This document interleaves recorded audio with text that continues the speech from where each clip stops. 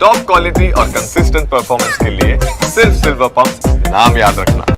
एक और बड़ी खबर आपको बता दें, ईरान पर विध्वंसक प्रहार से इजराइल ने कैसे किया है ये वार, किस तरह का वार था और इसमें कौन कौन से हथियारों का इस्तेमाल किया गया। अत्याधुनिक F-16I सूफा फाइटर जेट से अटैक किया गया। इस हमले में 12 से ज्यादा फाइटर जेट शामिल थे।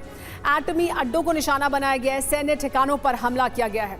इसका असर क्या हुआ है ये समझिए, कितना बड़ा ये हमला था। ईरान के कई परमाणु ठिकाने तबाह हो गए हैं। नतांज परमाणु साइट को भारी नुकसान हुआ है। ईरान की बैलिस्टिक मिसाइल साइट बर्बाद हो गई है। टॉप सैन्य कमांडर और परमाणु वैज्ञानिकों की मौत हुई है। हम लगातार आपको ये तस्वीरें दिखा रहे हैं कि किस तरह का हमला हुआ है। संजय भारद्वाज जी, एक तरफ तो ये जो न्यूक्लियर साइट्स थी उनको नुकसान पहुंचाया है, मिसाइल लॉन्च साइट्स को नुकसान पहुंचाया है, यानी जहां से वो हमला कर सकते थे उन कैपेबिलिटीज़ को न्यूट्रलाइज किया है, वहां पर हमला किया है।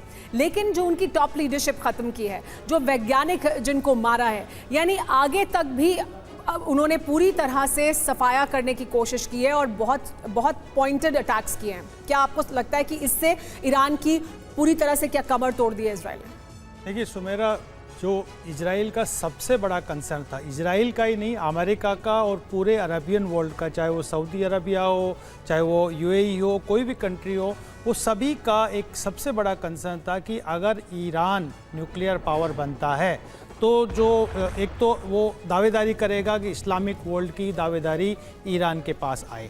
दूसरी बात कि जो जिस तरीके से प्रॉब्लम, जो खासकर जो टू नेशन थियोरी इजराइल और फ़लस्तीन का कॉन्सेप्ट है और उसमें प्रॉक्सीज़ को जिस तरीके से ईरान आगे बढ़ा के इजराइल के ख़िलाफ़ खड़ा कर रहा है, तो ये एक बहुत बड़ा कंसर्न था कि जो ईरान के न्यूक्लियर बेसिस हैं, न्यूक्लियर टेक्नोलॉजी है, न्यूक्लियर जो साइंटिस्ट हैं, उनका खात्मा बहुत ज़रूरी है। अगर वो जब तक नहीं होंगे तब तक वो 60% से 90% पहुँचने में ईरान को कुछ ही दिन लगेंगे। ये रिपोर्ट जो इंटरनेशनल एटॉमिक एनर्जी एजेंसी ने दी, और उसी कंसर्न को ध्यान में रखते हुए इन्होंने जो 2 न्यूक्लियर बेसिस है उन पे अटैक किया। उनका मोसाद ने वहाँ पर जो ड्रोन के माध्यम से ऑपरेशन क्रिएट करके ये इसको अंजाम दिया। उनका जो top commander army chief of army का स्टाफ था उनको ख़त्म किया, और पहले भी काफ़ी लीडरशिप्स को ख़त्म किया। तो ये बात यानी जो सबसे बड़ा खतरा था इजराइल के लिए, और इजराइल ये लगातार कह भी रहा था कि ये हमारे लिए सबसे बड़ा खतरा है, इसे हम खत्म करेंगे।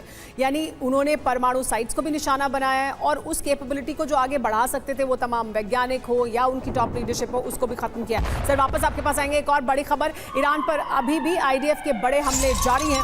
तेहरान के आसपास के इलाके में स्ट्राइक हुई है, चारों तरफ धुएं का गुबार दिखाई दिया है। तो अभी भी IDF की तरफ से, इजरायली डिफेंस फोर्स की तरफ से तेहरान यानी ईरान की राजधानी के आसपास के इलाके में स्ट्राइक की जा रही है और यहाँ पर भी चारों तरफ धुएं का गुबार दिखाई दे रहा है। एक और बड़ी खबर, इजराइल के मिसाइल हमले से दहली है राजधानी तेहरान। हमले में ईरानी मिलिट्री साइट तबाह हुई है। हमले में कई ईरानी कमांडरों की मौत हुई है। तो देखिए ये किस तरह से ईरानी मिलिट्री साइट को भी तबाह किया गया है, जो बड़ा हमला किया गया इजराइल द्वारा। एक और बड़ी जानकारी है कि तेहरान पर इजराइल ने एयर स्ट्राइक की है। तेहरान में ईरानी सैन्य पोस्ट पर अटैक किया है। हमले में ईरानी सैन्य पोस्ट पूरी तरह से तबाह हो गया है।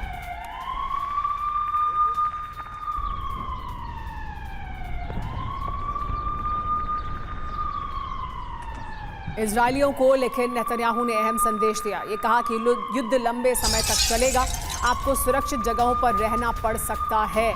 यानी अपने देश के तमाम लोगों को, इजरायलियों को नेतन्याहू ने यह अहम संदेश दे दिया है कि ये जल्दी खत्म नहीं होगा, युद्ध लंबे समय तक चलेगा और आपको सुरक्षित जगह पर रहना पड़ेगा उतने दिन तक। आपको सुनाते हैं ऑपरेशन राइजिंग लायन को लेकर क्या कहा उन्होंने।